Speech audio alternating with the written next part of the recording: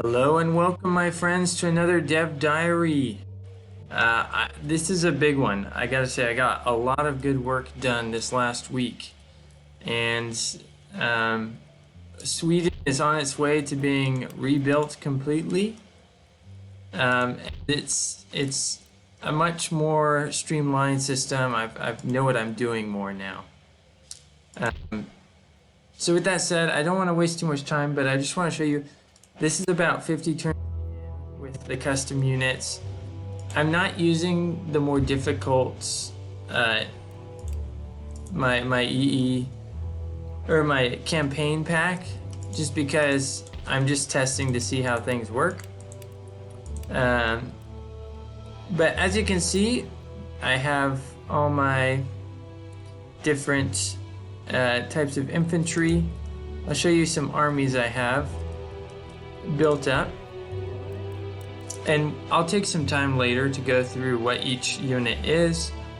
But so these in Delta regiments, this one's from Upland and this one's from Sodermanland or Soldermanland or something.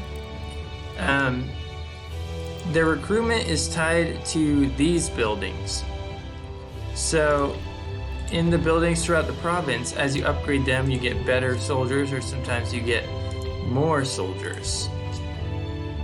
This means that defending these little towns is actually important, as if enemy raids happen, it could limit your recruitment of future soldiers, because they'll destroy these and you won't be able to do it. I think this is a really fun system that makes it very interesting, I guess. So anyways, I also added Sweden as its own region, so now there's Swedish recruitment that you can only recruit in Sweden. Then we have some Finnish regiments that you can recruit only in Finland. And like once this harbor gets built up, so in 28 turns, that'll allow the recruitment of even more troops from that place. Hopefully the music isn't too loud, sorry if it is. But yeah, it's 1720. I just recently finished the Great Northern War, at least part 1, and I managed to take a little bit of territory off the Russians. I sacked Moscow, but it was going to be too hard to hold, so I just abandoned it. And I also took Lithuania from the Polish and subjugated them. But now we're trying to retake Warsaw because the Prussians, after I had 1 year of peace. So I think I finished in 1718, the summer of 1718, and just the last turn the Prussians declared war on us. And so my coalition of Courland, which I subjugated, Poland, who I made into an ally, and myself are going to war against Prussia, and I in secret landed an army here. So this is my professional army that took out Denmark. So my unit numbers are a little bit small because they've seen a lot of combat, but they're doing good overall. We'll go ahead and end a turn here, and we'll see if we get a bit of a battle. If a battle happens, I'll edit this video to show you some parts of it. Show off. I've edited the smoke a little bit. Alright, looks like we're going to be defending against the Prussians. So this is a new unit as well. It's these peasants with pikes. They're melee infantry. I just upped the cost so that the enemy won't build them quite as often. So they have a prohibitive cost but a really low upkeep. So that's kind of where I'm going with that. But I'll show you guys this. I also put some new screens in. You've probably seen this one if you watched the other videos, but there's 6 in total. But I will edit this out and we'll jump back in once we are in the battle. Alright, here we are in the battle, and I'll give you a look at some of these units. So here's the upland unit. Most are of these in Delta regiments. In Delta is like a... it's a hard term to translate, but it basically is a result of the not conscription, but the recruitment system that Sweden had during this time. So these guys would train a few times out of the year, and when they went to war, these are the units that Carlos Rex took abroad, while his conscripted units were more of a home defense force.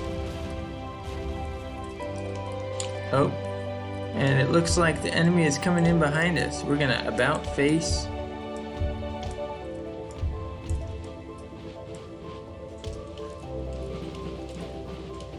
And yeah, we'll rush these guys into position. Oh.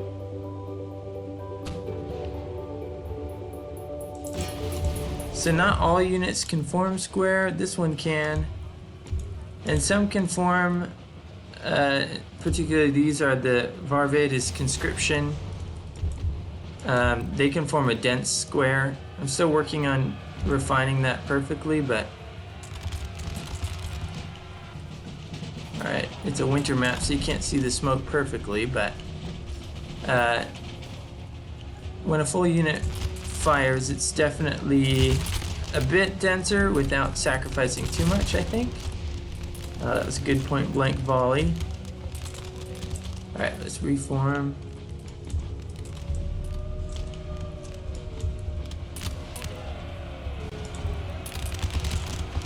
Alright, we're gonna countercharge because they're not gonna form up in time. So those guys were... Yeah, so there's that smoke you can see. Kind of lingers a bit longer. I don't know, I think it looks good. But anyways, that's enough of this battle. I will show you guys some of the custom units here, so we'll go ahead and jump to that. Alright, here we are with all these custom units. Look at all of them. So many. So some, like hunters and pikemen, you can't get in the single player unless you're Sweden. I mean in the custom battles, but you can recruit them in campaign. But let's run through them real quick. And just one thing about the unit numbers, as you can see, that has 648 troops. This is the biggest unit I've made. I've tested it some. It can be a little unwieldy, but it works. But why the numbers I've chosen here are not random. They're actually, each unit is 25% strength of the historical unit. So what that means is, like these uplands in Delta Regiment, originally had 1,200 soldiers, and how I represented that, I wanted to get to 50% strength. So what I did was I made 2 of those recruitable. So when you recruit all of one unit type, that's 50% its historical strength. But you have some flexibility. These I only allowed 1 because it would have been ridiculous, but that unit had so many troops. So we have these main in Delta regiments. All of them are tied to a specific building.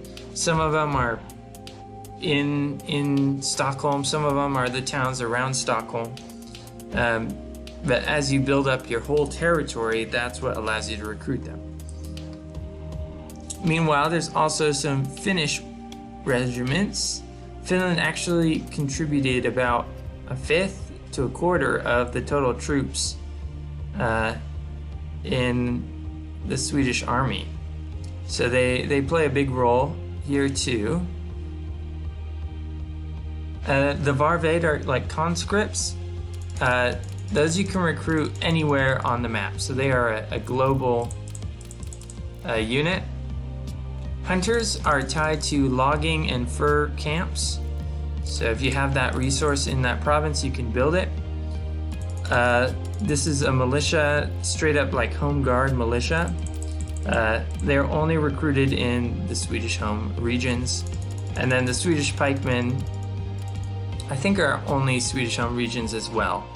But these are a step above regular pikemen, and they fight quite well in battle. So yeah, these are the new units. Hunters and the pikemen that are in the campaign are recruitable by any nation. So as you can see, hunters are here as well. So you just have to have the resource. So hunting lodge, or I don't know the exact building names, but logging camps or fur traders, basically. But yeah, here I'll grab a couple at random, get some hunters, and we'll just, there we go. And we'll jump in to a quick battle to show off some of the line battle.